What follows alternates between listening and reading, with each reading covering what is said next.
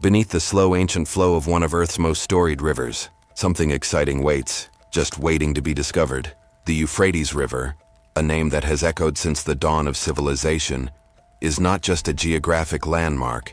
It's a threshold between worlds, between divine mercy and divine judgment. In the book of Revelation, we encounter a scene so haunting, so mysterious, that theologians, scholars, and believers have pondered it for centuries. Revelation 9:14 says, "Release the 4 angels who are bound at the great river Euphrates." What does it mean for angels to be bound? Why there of all places? And what happens when they are finally released? Get ready to explore one of the Bible's most mysterious visions, a prophecy that spans from the Garden of Eden all the way to the end of time. Exciting, right? Our mission is to uncover what the Euphrates truly represents, who these 4 angels are, and what their release might mean, both for the world and for our own spiritual lives. Let's dive into the Euphrates history, its biblical meaning, and Revelation 9:13-15 interpretations. Finally, we'll draw out timeless lessons about divine restraint, judgment, and mercy. So take a deep breath, open your heart, and let's begin this journey into the hidden river of prophecy. The Euphrates River is one of the world's oldest and most significant waterways. It flows through the cradle of civilization, modern-day Turkey, Syria, and Iraq, forming part of the ancient land once known as Mesopotamia. In the Bible, it is called the Great River, and it appears early in Genesis 2:14 as one of the 4 rivers that flowed out of Eden. From the very beginning, the Euphrates marked a line between the Garden of Divine Order and the wilderness beyond. Across time, the Euphrates became a symbol of both blessing and judgment. It was the boundary of the Promised Land, and also the frontier of danger, representing the empires that rose and fell: Assyria, Babylon, Persia, powers that oppressed Israel and symbolized rebellion against God. The prophets often use the Euphrates as an image of invasion and punishment.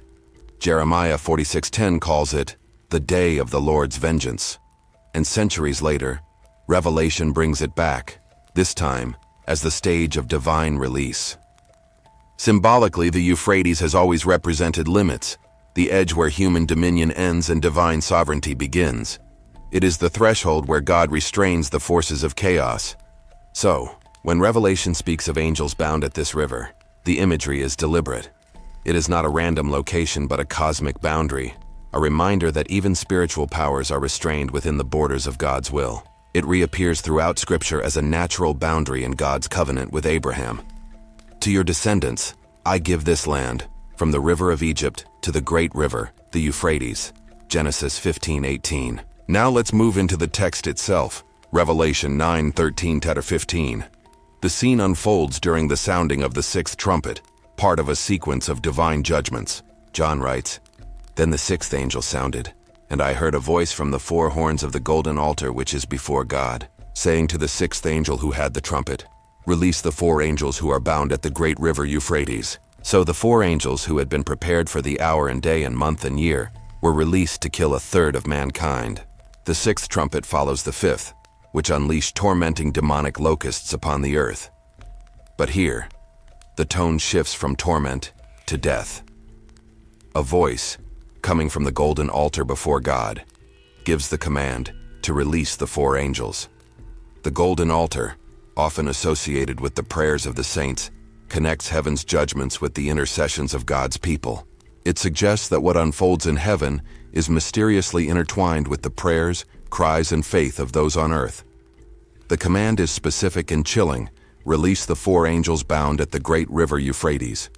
The phrase bound, from the Greek daidamenos, indicates a permanent state of restraint. These angels are not roaming freely like others. They have been held in captivity, awaiting a precise moment in God's plan. Verse 15 emphasizes this. They had been prepared for the hour and day and month and year. This level of precision shows that God's actions, even acts of judgment, are perfectly timed. Nothing happens by accident or by chaos. The release of these angels is not random, it is divine appointment. Immediately following this passage, John describes an army of 200 million horsemen whose terrifying power devastates 1/3 of mankind.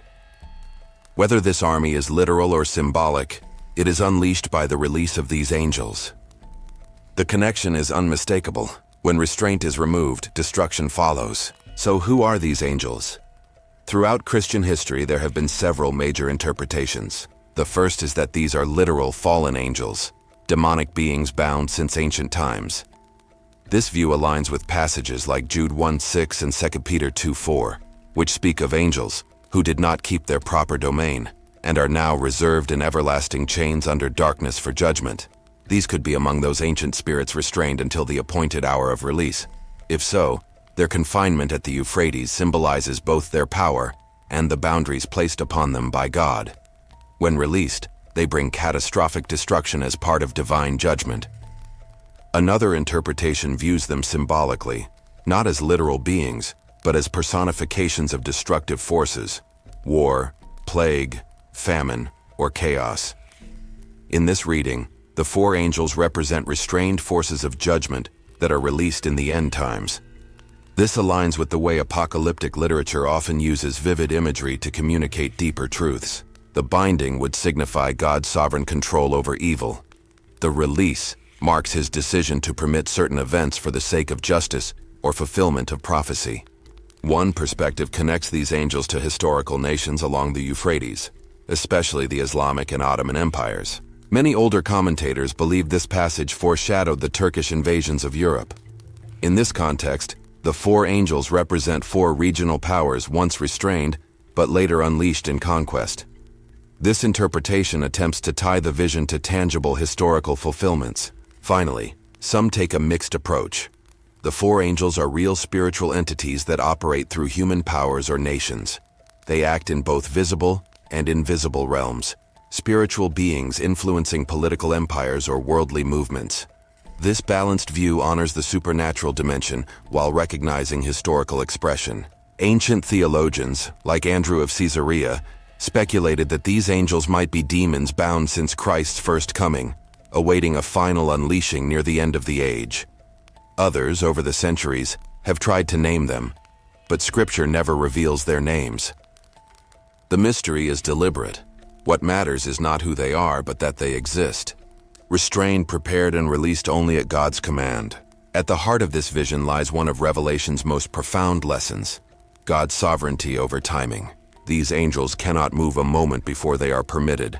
The verse's precision, the hour, the day, the month, and the year, communicates absolute control. Evil is not random.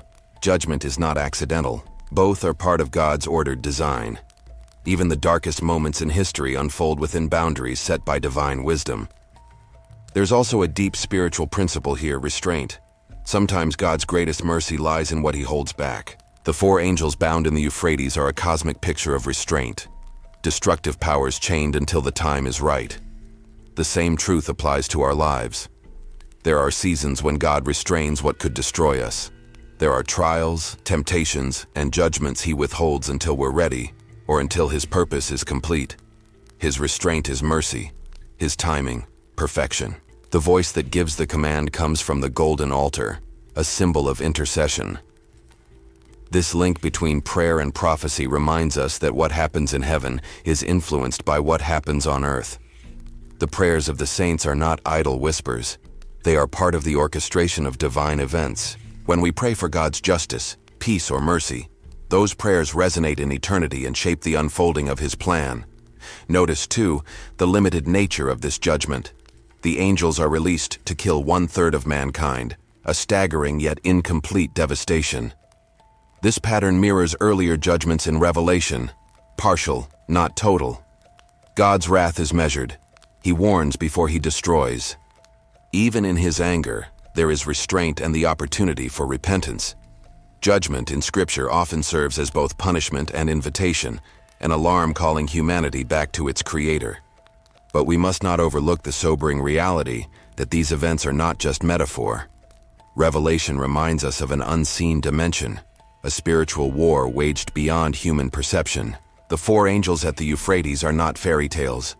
They represent real forces, whether angelic or demonic, that operate under divine authority. They remind us that behind world events, wars, disasters, and revolutions, there is a spiritual conflict shaping the destiny of nations. Today, as we look at our world, it's hard not to sense that something is stirring. Turmoil grows across nations. Moral and spiritual confusion deepens. Natural disasters increase. Humanity teeters on the edge of chaos. Are we witnessing the unbinding of restrained forces? Perhaps not yet in full, but certainly a preview. Revelation teaches not panic, but preparation, to stay spiritually awake, discerning, and anchored in faith. For believers, the right response is vigilance. Just as those angels were prepared for the hour, so must we be prepared for ours. Jesus himself warned, "Watch therefore, for you know neither the day nor the hour." Spiritual readiness means living faithfully, praying fervently, and seeking truth rather than speculation. We are not called to decode every mystery, but to trust the one who holds the mystery. There's also comfort here. Even the powers of destruction, the four angels, the armies that follow, the chaos that ensues, all remain under God's command. They cannot act beyond his decree. This is sovereignty in its purest form. Nothing escapes his hand. To the fearful, that's reassurance. To the rebellious, it's warning. To the faithful, it's hope. In times when darkness feels overwhelming, remember, what God restrains is as important as what he releases. His boundaries protect, his timing perfects, and his purpose prevails. Evil is never autonomous. It is tolerated only to fulfill divine ends, and then abolished forever. So what does this ancient vision mean for us today? It tells us that our world, despite appearances, is not spinning out of control. The four angels of the Euphrates are reminders that God's plan includes both mercy and judgment, both delay and decision. They call us to humility, repentance, and deeper trust. And they invite us to look beyond the surface of Scripture into the spiritual realities it reveals. As we close, imagine again that ancient river under moonlight, the Euphrates winding through the desert, silent and vast. Beneath its current, unseen to the human eye, four mighty beings wait. They have waited for millennia, bound until the appointed hour, day, month, and year. One day, the voice will sound, and they will be released. But even then, even at the height of chaos, God remains on his throne. The four angels bound in the Euphrates remind us that no power, human or spiritual, can move without his command. They show us that divine justice, though delayed, is certain. And they challenge us to walk wisely, humbly, and faithfully, while the river still flows quietly. If this journey stirred your curiosity, consider subscribing to Whispers of Revelation for more deep dives into the mysteries of Scripture. Share your thoughts below. Do you believe the four angels are real beings or symbols of divine restraint? What does their story say to you about God's timing?